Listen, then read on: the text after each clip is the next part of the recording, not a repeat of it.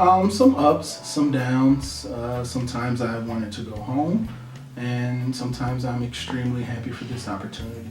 I would say that my experience at USD has definitely been challenging, but in a good way, in the sense of I have never felt so connected to my identity in the fact that I've had to really go out of my way to make connections or just really seek out those connections. It's very similar to being black in most parts of the country. It's quite. I'm from Kansas, so it's quite similar to that being a minority, and it's almost as if you're invisible, but you're not invisible when, say, you're sitting by yourself on the bus here on campus, and the last seat is open next to you. People would prefer to stand, but if you would like to have a conversation with someone and approach them about necessary conflicts that are going on within this country involving race, then you're invisible. Being black at USD is kind of like being like a fish out of water because I moved here to San Diego from North Carolina, which is in the South, and so I'm constantly surrounded by people who look like me. And I think when I came to USD, not only at USD did I feel kind of marginalized, but I felt in the city of San Diego I was marginalized. So it was just a very, very hard transition for me.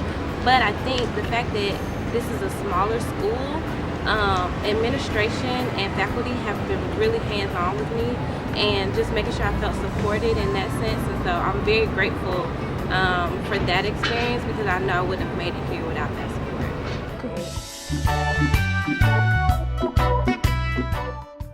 I guess I have the blessing of being able to work in a office that is centered around student development. So I'm just indirectly, I'm pretty involved, but definitely the graduate student part of it does not allow me to be as involved as I would like because I have other obligations, which is fine, being a PhD student, research and coursework and things like that. But definitely I do think the undergrads in a way kind of look up to me for advice and mentorship, which is also really cool.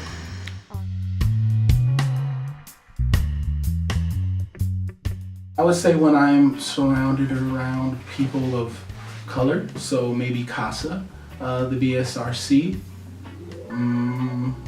those will probably be the only two spaces where I feel that I can be my authentic self. I think I go back to where I work is probably one of the few spaces where I feel comfortable being myself.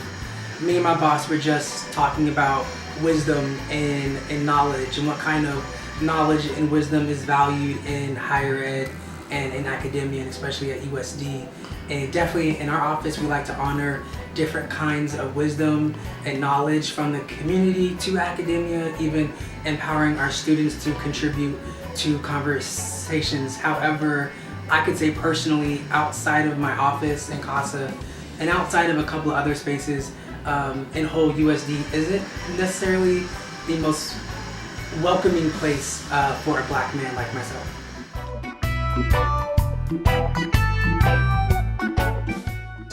For the university itself to stand out among other universities in America and challenge many of the things we minorities experience here in this country, I think it would be impressive if this university that stands on the claims of diversity and international acceptance, that they vocalize that by standing up for injustices that occur worldwide.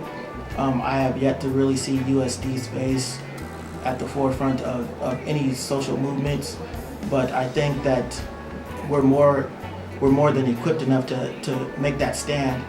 We just have to have the people that are brave enough to make it. More faculty and administrators who do look like me, who are more diverse. But however, when it comes to certain issues around race, ethnicity, diversity, whatever, to be more explicit in our conversations, I definitely get the sense that when issues arise, we kind of want to dance around the issue. We want to be somewhat PC about it. We definitely limit students' expression when they do feel angered or frustrated from from just things happening in the world and in our communities that happen to Black people. And I think what that does is that kind of exacerbates the already existing problem at USD of it not feeling inclusive.